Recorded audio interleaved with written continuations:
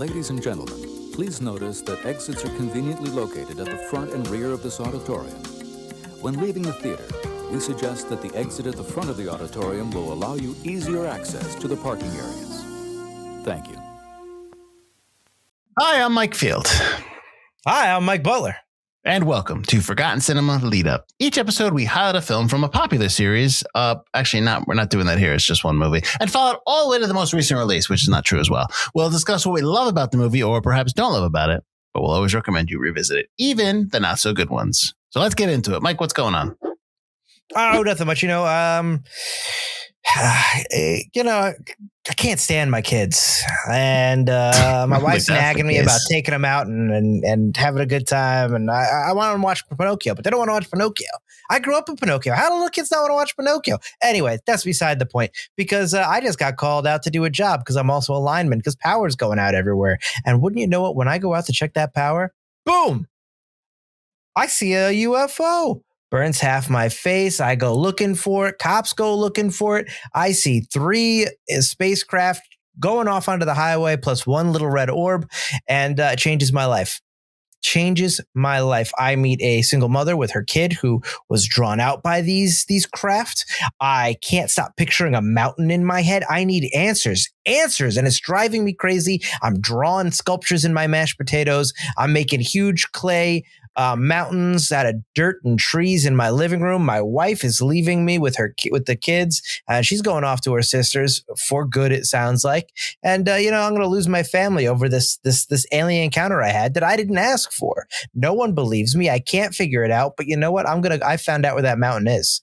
And I'm going to go to that mountain, and I'm going to meet the government who's going to be calling for these aliens and do a transfer of people. We're going to get some people back. We're going to send some new people over, and it's going to be a great old time. I'm going to hear some big old Simon Says music and watch an alien do sign language poorly.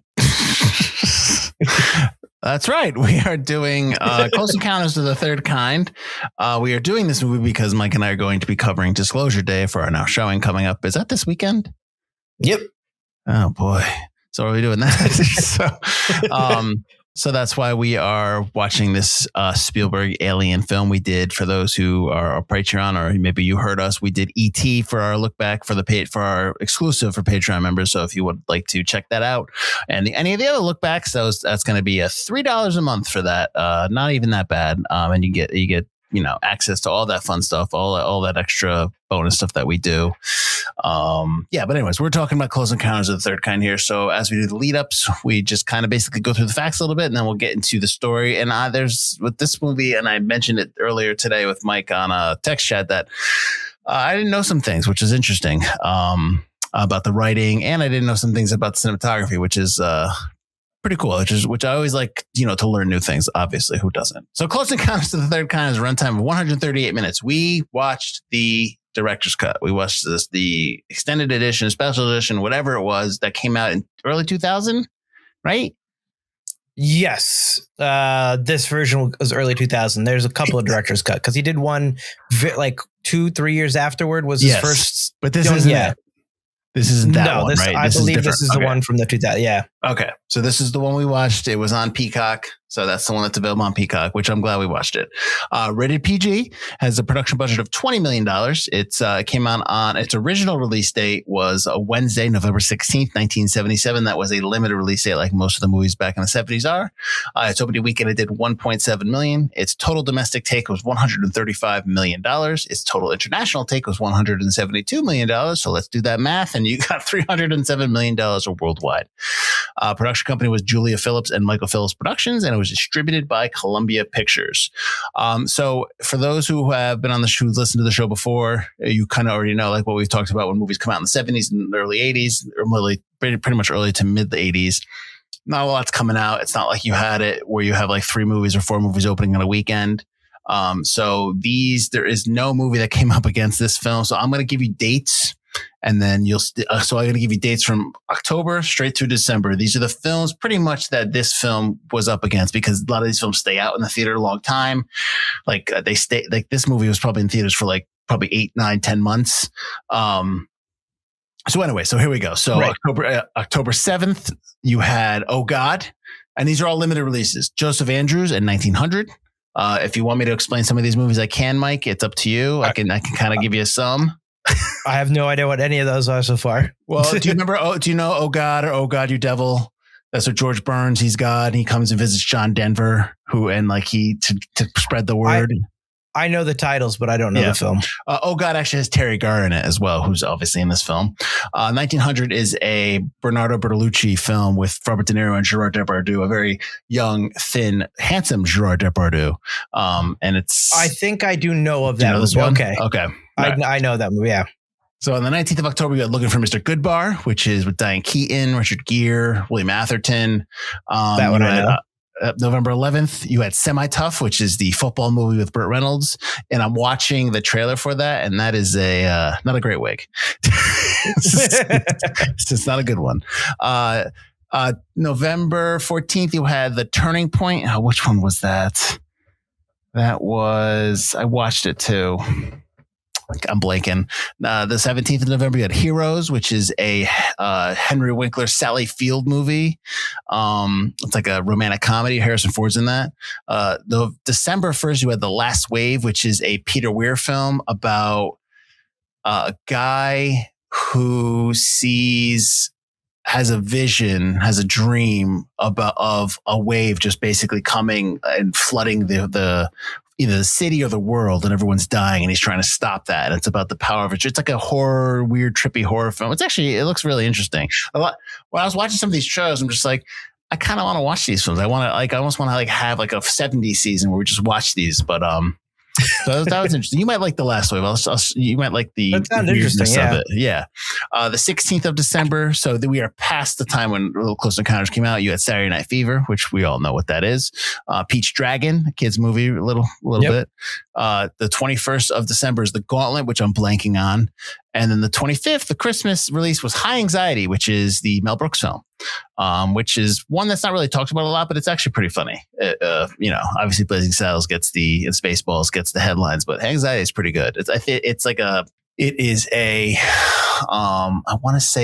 a Hitchcock send-up type film. Okay. Kind of like Vertigo and stuff like that. All right. So this film obviously is directed by Steven Spielberg.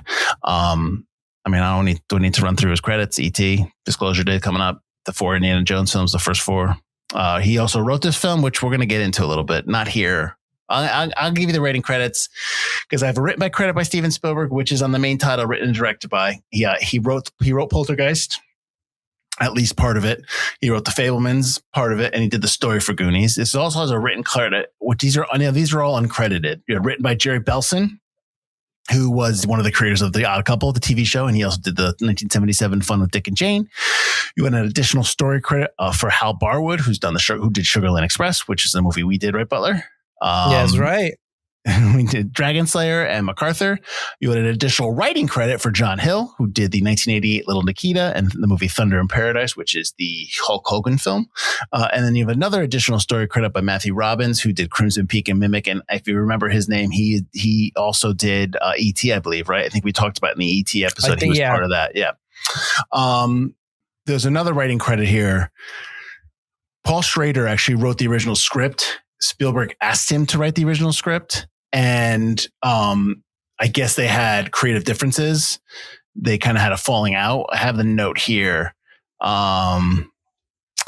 had a big falling out, and basically, he quit. And then Spielberg took the script and kind of, okay, so here it is. So it was originally called Kingdom Come. And the protagonist in Schrader's script was a 45-year-old Air Force officer named Paul Van Owen. He worked at Project Blue Book. So a lot of this was supposed to be Project Blue Book. And his job for the government was to ridicule and debunk flying saucers. And then he has an encounter. He goes to the government, threatens to blow the lid off. And instead, he and the government spend like 15 years trying to make contact. Like that was the original kind of script, which the quote I have in here from Spielberg is it's called as one of the most embarrassing screenplays ever professionally turned into a major film studio or director, which is okay. So then he took it. They had a falling out. Obviously, he took it. He wrote some of it. He gave all the people the credit to were instrumental in like putting their touches on it. There's even another there. I think Walter Hill and David Geiler also worked on the script. But what ended up happening, because they changed the script so much, because it wasn't Paul Schrader's script, he had his name removed from the written credit. So he didn't want any credit for the screenplay, and it left it vacated, and they couldn't leave it vacated. So Spielberg just took the credit for the written way. That's why it says written and directed by Steven Spielberg. And until kept that credit, dude. Seriously, but also like he didn't like, okay, yes, he did, but not really. He didn't really he didn't really write a whole heck of a lot of this movie. And if you don't know this going in, like you just always assume written and directed by Steven Spielberg, which I think is like, it's just like revisionist history a little bit, but it is what it is. I know it's kind of like, we're getting the facts online. We're getting the story from other sources, but it's just really, it really kind of threw me. I was just like, wow, wait a minute. So there's like 7 to 8 people that actually worked on this. And I just always assumed written and directed. And I'm just like, silly me. So I don't know if did you know that? Did you know that going in? I didn't know anything about the writing stuff going in. I mean, I knew when we did E.T. and we talked about all the writing stuff about E.T., I knew all about that with the night skies and all that kind of story about that. Mm-hmm. But I had no idea the story about Close Encounters and the alternate script and how many writers there were and the guy taking his name off, which just sounds like the stupidest thing for a Spielberg movie. I get it. This is also only Spielberg after Jaws. It's not really, and Paul Schrader is a pretty accomplished writer director as well.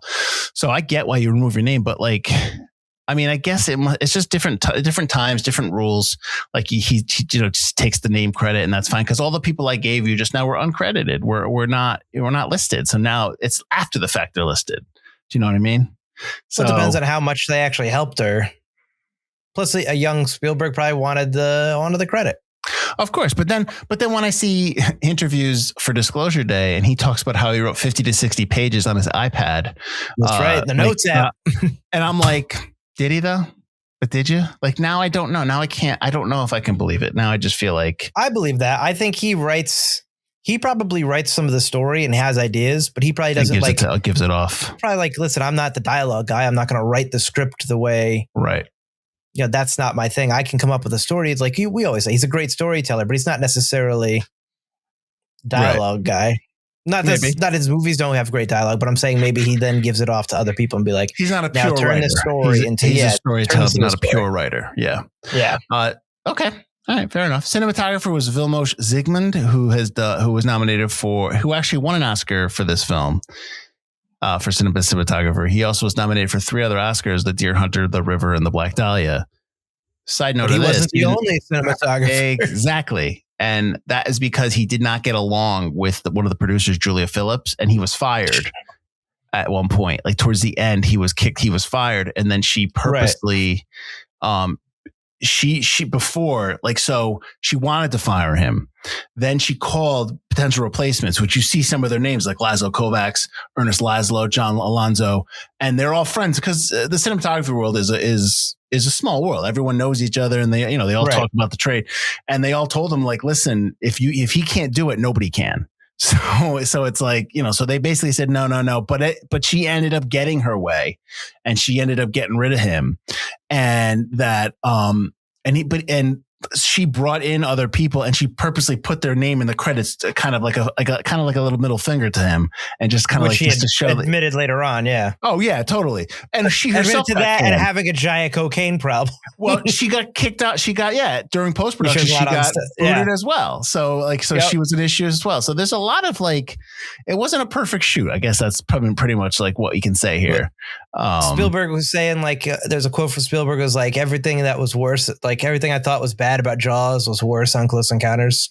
Yeah, but also if you have it, I have the note that Sigmund was saying that during the shooting, like Spielberg would watch movies every night, and then he would come to the set and want to change and add new scenes and want to do something different. And it was tough for Sigmund to kind of like adapt to that because there's no shot list. There's no like breakdown what we're working on today. He would just come in like, no, I want to do this now, which we have both heard before many times in other productions that it's just, that's a tough way. War of the Worlds. Yeah. That is a tough way to kind of to do a shoot. It's just really difficult. Around, But yeah, I mean, and like this film was initially going to be 2 million, then it went to 4, then 11, and then 20, just because he kept changing things and adding things in the post and the pre-production. So and the special effects came to 3 on their own, right? Or something like that. Yeah, it was a massive chunk. And mind you, back then, you're not paying actors the salaries you're paying now. I think like Dreyfuss got $500,000 and I think he got points on the back end. But, so you know, there's not even that added expense. So I just think it's very interesting. This film also is composed by John Williams, who does most of Spielberg's films. He has 5 Oscar wins and countless nominations. I don't want to run through them. I'm sure Butler knows them as by heart. He was nominated for this film. I should say Spielberg was nominated for director for this film as well. There you go. Edited by Michael Kahn, got a nomination. All right. Who got a nomination for this film. He's won 3 for Raiders, Schindler's List, and Saving Private Ryan. Okay, so get to the cast. Richard Dreyfuss as Roy Neary, our lead, who's won an Oscar for The Good Bad Girl. He's also nominated for Mr. Holland's Opus. Of course, he's in Jaws and the movie that I want to rewatch, Trippendorf's Tribe. I want to see how bad it is again. François Truffaut as Claude Lacombe, who is mainly a director. This is really his only acting gig. If you know a lot of Truffaut films, I might have mentioned like Day for Night on the show because I'm a big fan of that. The 400 Blows, Jules and Jim. So he's got a lot of they're smaller films. They're not technically big films like this one, but he's a world-renowned director. Terry Garr is Ronnie, who is Ronnie Neary, who's Roy's wife, as Mike says, who leaves him. Nominated for an Oscar for Tootsie. She's also Mr. Mom. A movie we did. There you go. And Young Frankenstein. Melinda Dillon as Jillian Geyer. She is the woman that has the encounter as well, who kind of like Roy kind of connects with, and her son is abducted at one point. She's nominated for an Oscar for Absence of Malice. She's in Magnolia. She is the mother in A Christmas Story, for those who don't know. And she's also the mother in Harry and the Hendersons. Bob Balaban as Dave Laughlin, who is the translator, the cartographer who turned French translator for Lacombe. He's in Gosford Park, Mighty Wind, and Capote. J. Patrick McNamara is project leader. He's in there for maybe 5 minutes. He's the one that is when Lacombe is trying to say that the Roy and the people that came here, they need to stay. He's the one that's saying no. He's the one that's saying let's put the sleeping gas on the hill. Devil's Tower, excuse me. He's in Bill and Ted's Excellent Adventure, if you remember. He's also in 1941. Warren Kemmerling as Wild Bill. I don't really know which one he is. A Family Plot, Rated on Entebbe. And then you got I wanted to bring up the farmer, Robert Splosson, because that's the old guy in Home Alone, if that looks familiar to you, Butler. The guy that's got the sign. Yeah, so he's the old guy who saves the day in Home Alone. The kid is played by Carrie Guffey, who doesn't really go on to do much. He's in Stroker Ace. And then you kind of saw the guy that's running with them on Devil's Tower is Joseph Summer for he's the bad guy in Witness. Carl Weathers in there for a hot second, but I don't think he is in the special edition. And then obviously Lance Henriksen. No, he's cut out. He's in the special. Yeah. He's only in the theatrical cut. Yeah. Lance Henriksen you see as well. He has one line and then he's at the end.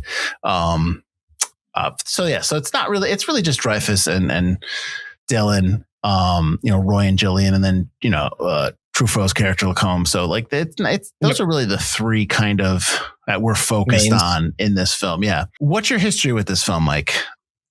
So I used to watch it a bunch when I was growing up. My parents loved it and it's a Spielberg film. Sure. But I haven't watched it in probably 20 some odd years. Like I always really liked it, but it wasn't my favorite because it wasn't really exciting. And at the time when I was younger, I didn't really know much about the alien conspiracy theories and all that kind of stuff. And, E.T. was just more fun. Star Wars is more fun. Indiana Jones, obviously, is more fun. So I watched this a ton when I was a kid just because I watched a ton of movies when I was a kid. But because I haven't watched it in 20 some odd years and I didn't watch it as much as some of those other movies, what I remember is like very few snippets, and it mostly involved Dreyfuss's character, Roy, is just all him, like building the mountain, going crazy, the mashed potatoes, chasing after the UFOs, and getting to was it Devil's Peak, Devil's Hill, Devil's Tower. Devil's Tower, getting to Devil's Tower and avoiding the helicopter. I didn't even remember the sleeping gas thing. I remembered the dead pigeons, but I was like, oh, they died, but how are they dead? Oh, it's sleeping gas. I know that now. And I remember the entire ending. I remember being up on the hill. That's obvious when you're a kid. That's where you're like, oh. So I didn't know like all of Truffaut's stuff, all of the government stuff. I didn't remember. I didn't remember a lot about the kid. I do remember the kid was taken. And I remember Terry Garr's character, like Roy's wife, just kind of being like overreactive. But I didn't remember like why I thought that until I watched the movie, and I'm like, yes, he does go off the deep end, but man, she's like at first when he's just begging for help, she's just kind of awful. The night when she's screaming, the kids are screaming, the kids are crying, the kid comes in and calls him a baby. That was a tough night. But yeah, so I didn't really remember a lot other than like kind of some of the main stuff. So I'm watching this now is almost like watching with a pair of fresh eyes. It was really interesting. It was almost watching it for the first time, but having clips in my head of the film. So because it had been so long since I watched it last, and I watched the VHS growing up, so I'm sure I watched probably not the theatrical cut. It was probably the 1982 cut or whatever when he redid his stuff right afterward. What's your history with this film? Well, I've watched it a couple of times. I think I've seen this version before. It came out in 1977, so I probably didn't watch this until I started watching Spielberg films in the early 90s. The older ones he did. So, I think so I probably maybe watched this 4 or 5 times.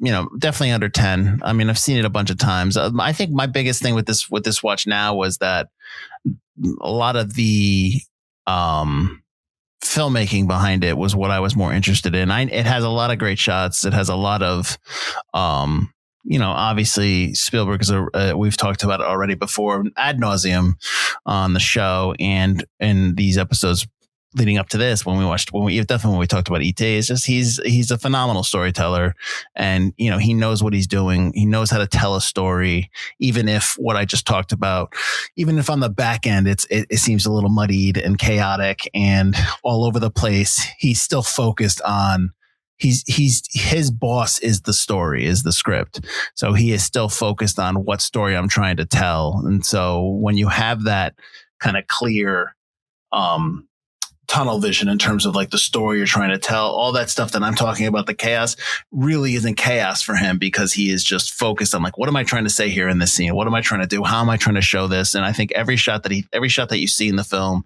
in this and in other stuff, is really thought out. And you see that there's just really cool shots and setups, and he does a lot of medium shots or 2 shots that become 1 shots that go back to being 1 shot, where you have one person changing, one person comes up and they become they're in the foreground and they become the focus, and then they move and the other person comes up. He does that constantly. So it's really cool to see. And I knew that before, but now I was kind of like really trying to focus on a lot of stuff. One of the things I learned with this watch was how they did the special effects, which I think was like an awesome idea. So I don't know if you saw this, but before Lucas adjusted Star Wars, in when did he do that? 90s, late 90s, special editions, 97. 90s, 97. Before that, when you saw like a TIE fighter or when you saw one of the Empire ships in space, you would all usually see the box around it because you knew it was a special effect. You would see that. And obviously Lucas got rid of that with post-production. But what Spielberg did here was that any special effects or any live action shot that would need a special effect, he would shoot on 70 millimeter. And then the rest of the film was shot on 35 millimeter. So when they basically processed the film to be the total 35, you lost that change of grain from the effect shots to the 35 millimeter film. And so like when you're watching the effects at the end of the film, those are not effects that like Lucas, he went back and redid. Those are the effects from 1977. So knowing that, it's just like, that's pretty fantastic. I mean, that knowing like that he did that is pretty smart. I'm surprised nobody else did that, or maybe they just didn't have the money to do that. But I didn't know that. So when I read that this time around, I was just like, you just can't be anything but impressed by that. Yeah, no, I thought that was really cool. One thing that surprised me about the production was that Columbia Pictures was dying. That like all their hopes and dreams were put on Spielberg making a successful film. And we're like, you have to get this film out by this release date. That's what it's got to be. Because otherwise, we're not going to be a company anymore. Like I was like, I didn't know Columbia Pictures was that like down, because you think of Columbia Pictures, and at least back then and throughout the 80s, Columbia Pictures made some huge movies. So I wouldn't think like, oh, they were like on the verge of a bankruptcy. It's the same as we talked, I know when we did our Patreon exclusive look back at Nightmare on Elm Street, it was the same thing. It was like New Line was like, you're our only hope. It's the same thing with Columbia. So I was really surprised about that.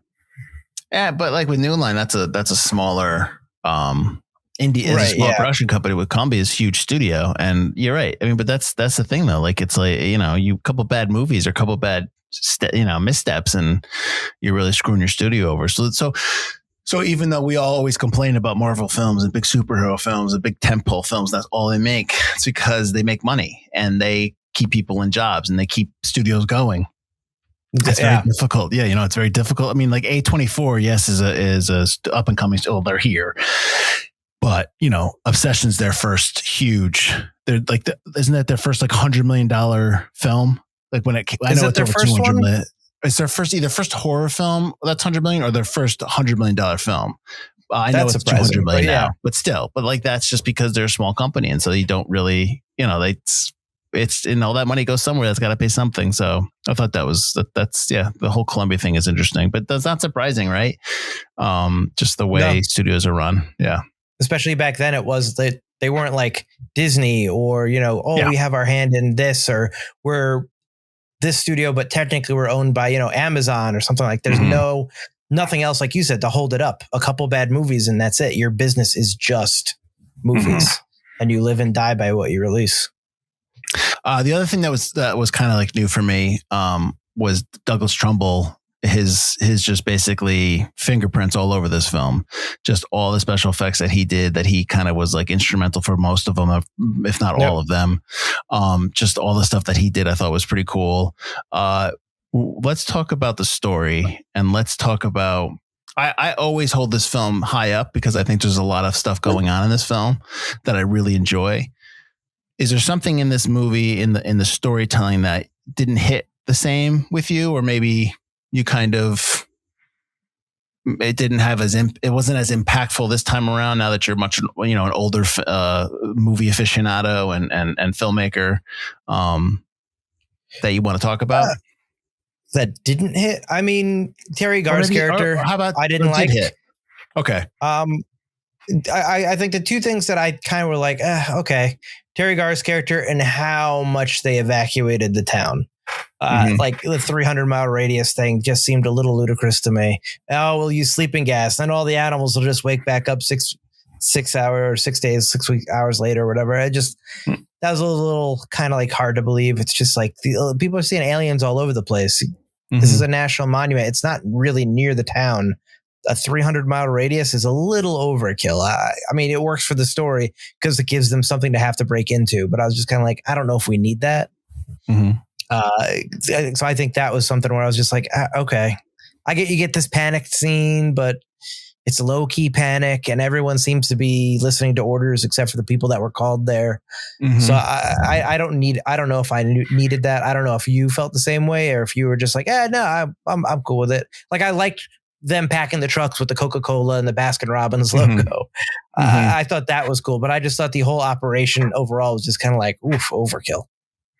I think it just validates a lot of like what you see now, or what people talk about now when they talk about conspiracies surrounding this kind of stuff, or, like we joked about in the, was it the ET episode where we joked about the X-Files, how when they did the hantavirus, or was that just off camera when when what's his face tells them older in the movie how they evacuate, like FEMA comes in and all that stuff. FEMA comes in, yeah. It's really how they had the bees come in, and like the conversation that they're having with Kurtzweil, that's the guy's name.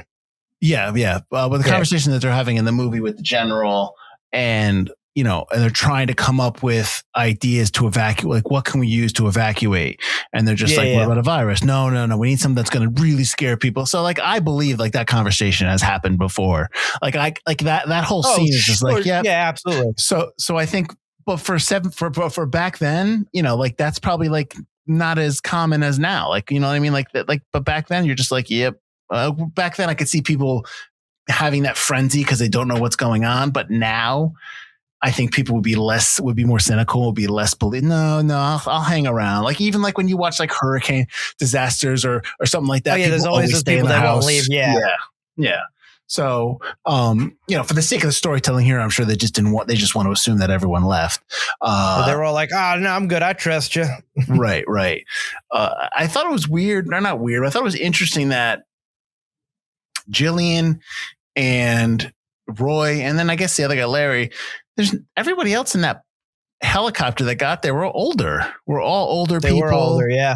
I don't see how they were ever going to climb the Devil's Tower to get to go see the extraterrestrials. That's why they chose not to go. Well, that's because they had to take the back path. They had to take the path that the military didn't take. Right. Which is Roy is the only one that knew about that because he was the only one that made sculpture. That's sculpted, yeah. But yeah, I did notice they were all old. I figured that maybe they were called from before. Like they were people from the first calling. Oh, maybe. And so they're back again.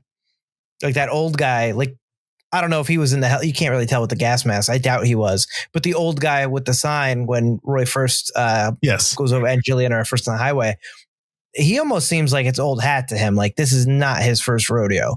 So I think that maybe those old people are like rejects from the first batch that didn't get chosen, hoping to kind of get it again. And is that why they're there? Is that why they're in the beginning? They're at that corner when Roy first when the things fly by, and that's when he almost runs over the kid. Is that why they're there? Because they just are always there when he knows that they're visiting. Is that why the old man? That's why you think the old man's already sitting there waiting? That's what I figured, and they've told them before because they're all really chill about it. Like they want to see it, but they're all pretty chill about the whole thing. Yeah.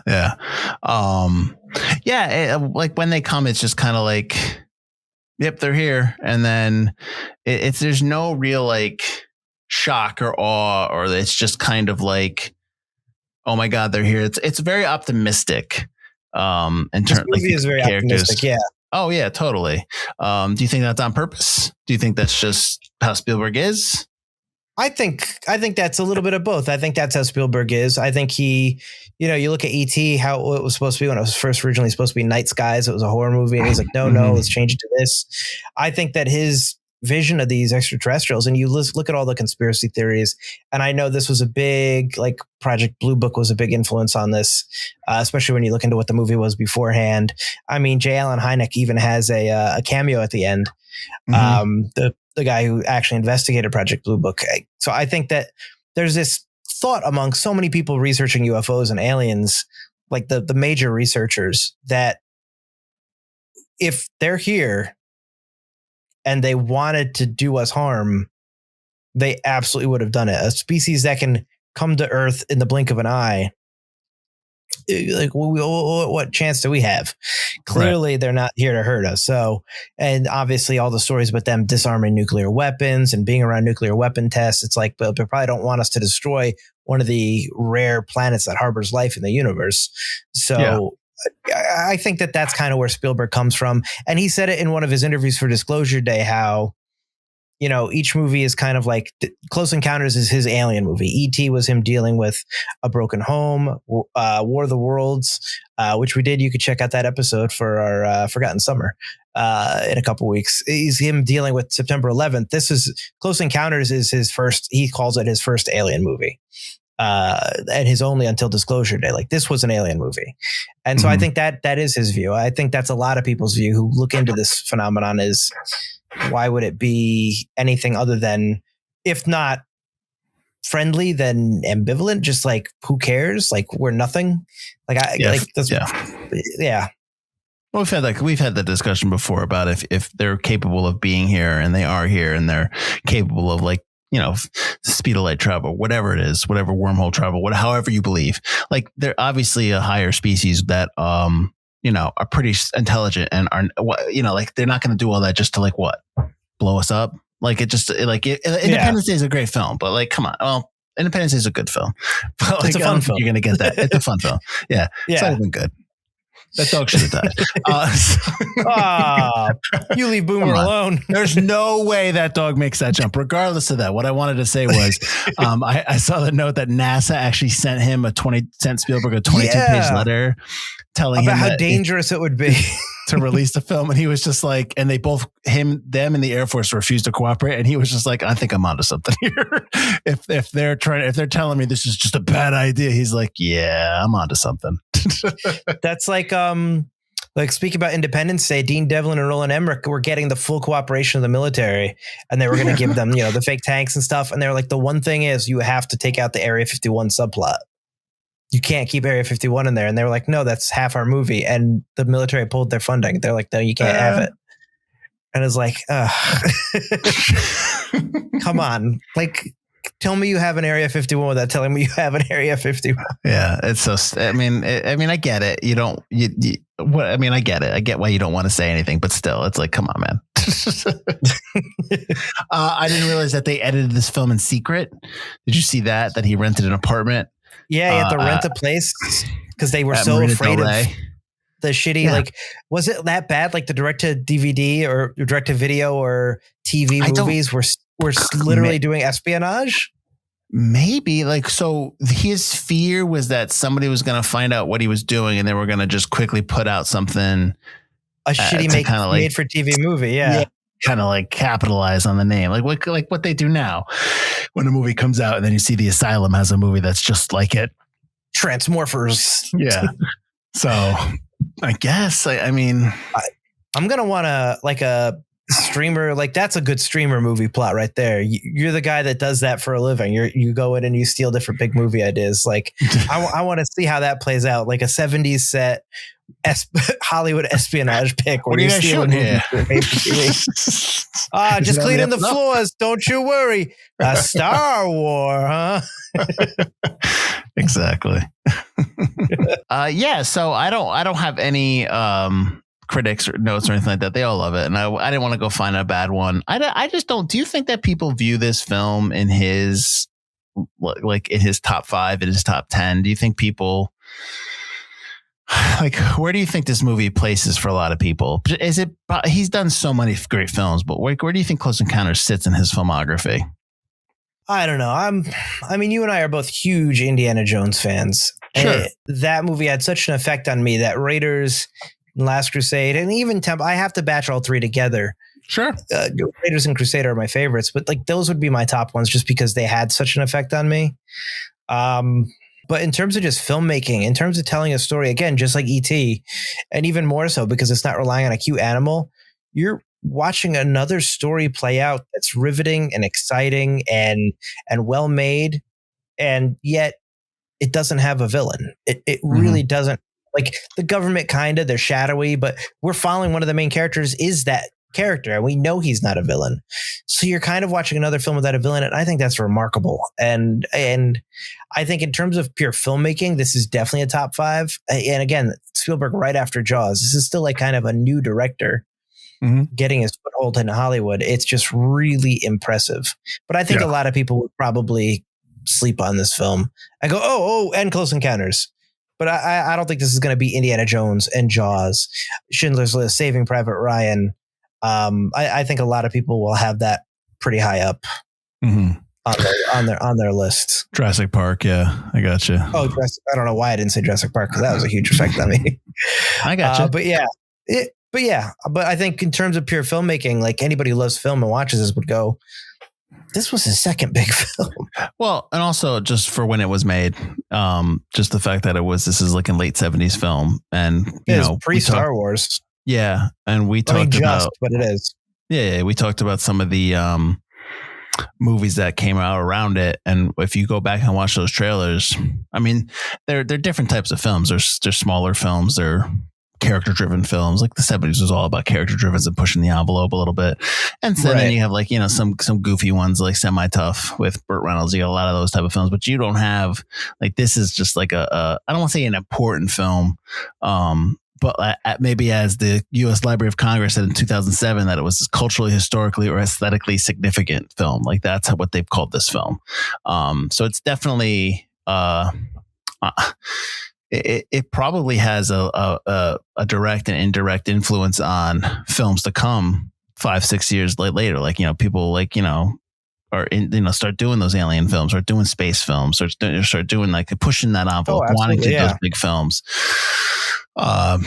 So yeah, I mean, I would agree. I think people maybe don't, I think what helps this film because of the no villain is that they're trying to solve a mystery and it's not just Roy and Melinda. They have one piece of the puzzle. You also have Lacombe and the guys, trying to solve when they're trying to figure out, like when they find out the tones, the musical when they tones. go to India and right.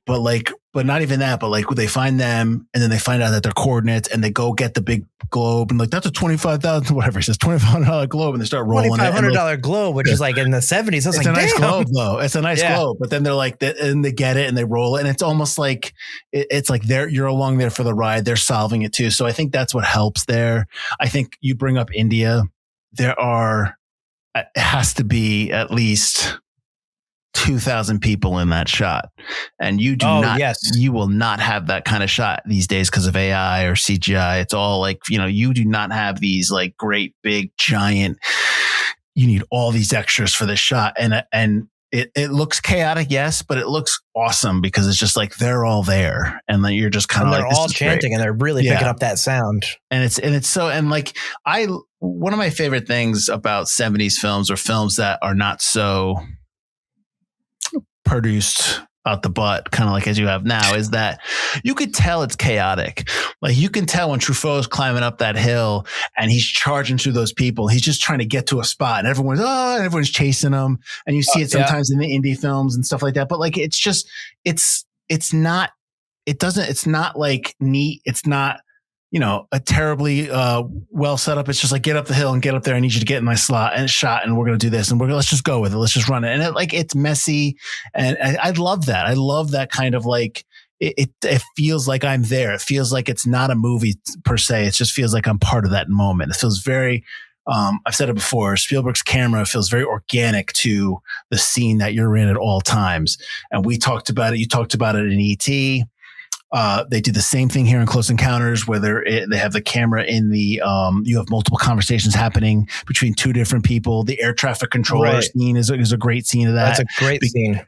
That's a great scene, Mike, because also like they're there and that with the anamorphic lens and how they're shooting that. And when they cross over and you just see the banks of air traffic control stations and you see where they are, you're just like, that's an awesome location. And then you see like there's there's 6 people there in the shot and 2 of them are having separate conversations. And the one guy's trying to talk to the plane and like, it's all over the place, but you're just like, you could still understand what's happening there. So it's just such a really cool, it's just some great filmmaking. I think I'm just saying the same thing I said maybe 20 minutes ago. It's just great filmmaking. I think another great example is that's the beginning with the airplanes. At first, when they find the 1945 fighter pilots that get left out of the Bermuda Triangle, and they're in Mexico. Mexico? No, they are. They're in Mexico. Yeah, Mexico. And the wind is blowing and you can barely hear what they're saying. But at first I was frustrated. I was like, I can't hear anything over this wind, but I don't think you were supposed to, because the whole point is you're supposed to be just as confused as everyone else there about what is going on, how these people got there and starting up the engines. And it's just like, what is going on? And you're really focused on the scene because of the confusion and the strangeness. And you're just like, what is going on? Why are these? And I think that's just really, really cool. Not just in terms of his use of visuals, but his use of sound as well. And the fact that we talk about 70s films, and I talk about 70s films a lot about how for, my millennial brain, they're a bit too slow half the time and they don't move. And spill like Jaws and this, they move so quick. And I think that's part of that Spielberg, but I think that's also part of that's his whole group: Spielberg, Scorsese, Lucas, Coppola. That brat pack of directors that was there trying to like shake things up back then. Like they're the first group that were like, we've got to get the action. We've got to change the camera angle. We got to change plot focus, where we're going, how we're doing. Yeah, we got to move the plot along with not just dialogue, but with the camera, with our tools, not just the actors' tools. I think in the 70s, you have a lot of new directors and older directors that are focused. They're doing a lot of character work. There's a lot of character stuff going on in the 70s. And I think towards the late 70s and into the 80s, obviously into the 80s, it got really plot driven. There's a lot of plot devices. There's a lot of plot driven stuff. Back to the Future, all that stuff is just, what about a kid who goes back in time, sees his parents? It's not really about Marty McFly. Like that stuff is secondary. It's there. The character work is there, but it's not really how it starts. So I think what to your point, I think that's what you have there. Back to the planes in the beginning. I love the shot when they how it ends. I love Bob Balaban, what was his name? The cartographer turned translator. I love when he steps back as they're talking and he like delivers the last line and he steps back and like the wind comes and kind of like it's a wipe to the next scene, which I love that shot. There are tons of shots in this film that are just when he's at the top of the mountain and they're like, where'd you hear the sound from? And all the fingers point up to the sky, like that shot there. Like there's just a ton of great shots in this film. And it's like towards the end when they're on the mountain, when you have that little base there, obviously that's transposed there. That's not underneath Devil's Tower. I get that. But, that was a giant airplane hangar that had its own climate and weather system. Yep. But that whole setup is great. Like that, the guy that's doing the keyboards, the synth guy is not an actor. He was actually the synth guy doing the tones for him. And Spielberg liked the way he looked. He's like, no, I want you in this. And just the fact that he's there and he's got some great, facial expressions in the movie. And he's like, doing the just as good as any of the actors there. So I think it's just a well-told story. And, like I said before, that's what he does best. Absolutely. So this is a lead up and we're leading up to Disclosure Day. And I know Butler's very excited about Disclosure Day. I am as well, but, I only watched the first trailer and I really purposely don't, I skip past any kind of like the press stuff for it and stuff like that. I just don't. I haven't read any of the reviews. Yeah. Not even the reviews. I know they're good, but. Yeah. Even the conversations. The interviews. I'd rather just go into the movie. And that's usually how I am with his films. I just want to go watch the film. I don't want to know about it because it's just too much. It gets to be too much and you can't help it, but you generate some kind of expectation. So I don't want to do that. So I think we both kind of are going into this. We saw the trailer. Okay. We know what it's about. Let's see what's going on. You know what I mean? Like I'm pretty sure we both did a good job of that, right? I think so. In terms of movie wise, I think I'm going to go into it like with my alien tinfoil hat on. Of course you are. Like, am I going to be watching it and you're going to be like, that's from 1995 when the so-and-so did that. Okay. I know that. All right. Let me just watch the movie.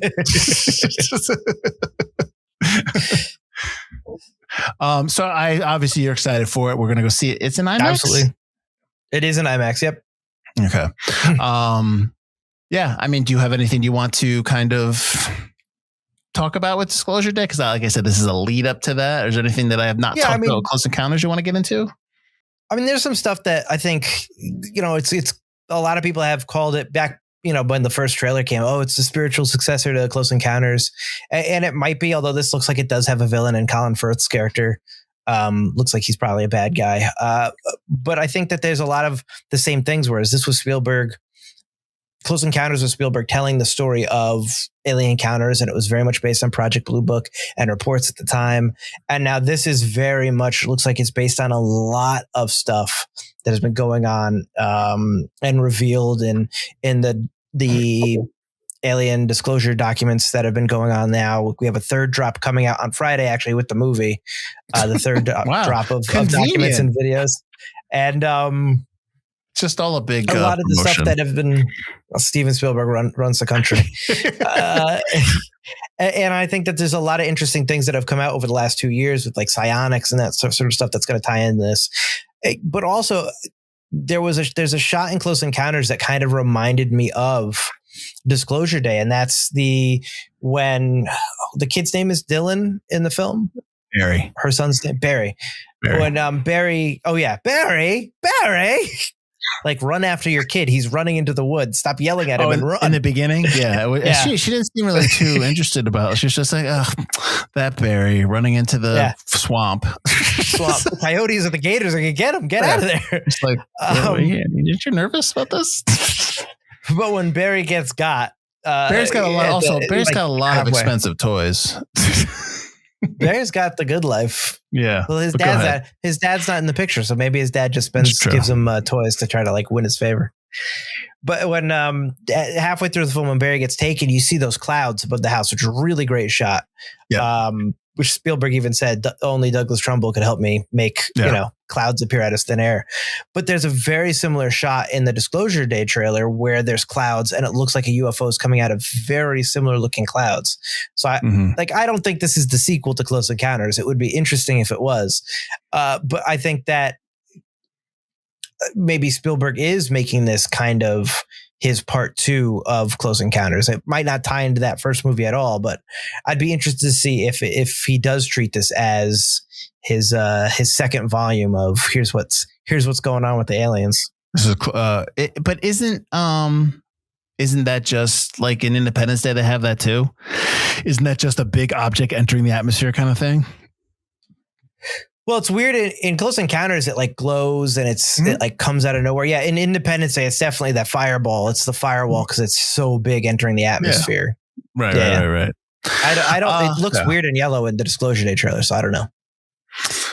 Yeah. We didn't even talk about the abduction scene, like just how great that scene was in the house. With all the lights and stuff like that and everything happening there. Oh, the screws coming out of the ground. Yeah, was such a great shot. Which they do again in War of the Worlds. I think they do that shot, or they do something like they do that shot when he's in the basement, right? And the screws coming. Yeah, so they do that there. Yeah, just it's a really good film. that's my awesome comment. I'm glad I rewatched it because there's so much more you get as an adult watching this film than when I was younger. I mean, I know that we when we did the look back for ET, I know we both talked. I know I told you that and ET doesn't really do it for me as much as like I'm not into that. I don't know what I can't remember what I talked about, but I kind of think I lean like if you give me an option to watch this or ET, I probably would always pick Close Encounters. Maybe because I'm older. Maybe because it's a little bit more interesting to me. Maybe I don't know. I don't know why. I know ET. You're also dead inside and you don't care when ET leaves. That's not true. That's not true. No, that's funny. I don't care when ET leaves. He's ugly. I like ET. I just don't. It wasn't like it didn't have an emotional impact. I mean, not like Mac and Me. I mean, when Mac and Me came out, now that was I'm joking. That affected you greatly. Oh yeah, I was like, why is that kid getting shot?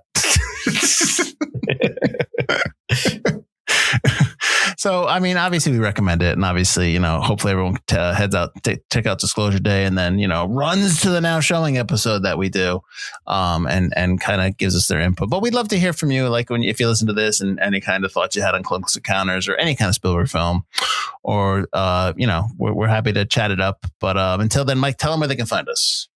You can find us at ForgottenCinemaPodcast.com, wherever you get your shows. You're watching, listen to us right now. Rate, subscribe, comment.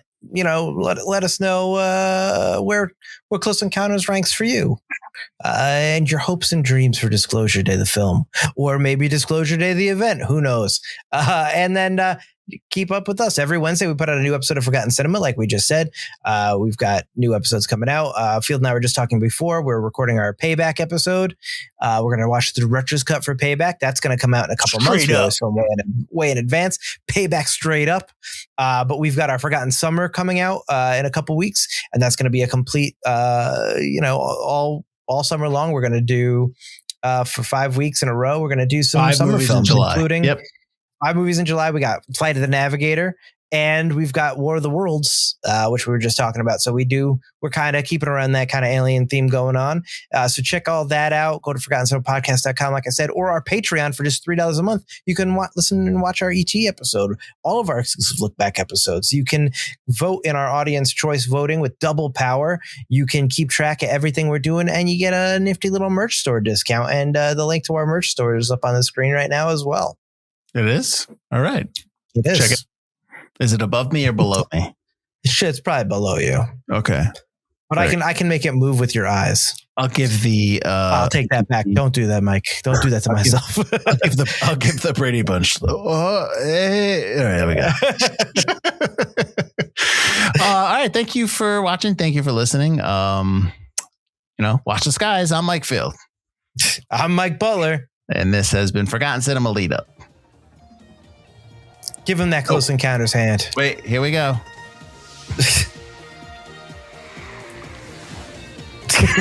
Nice.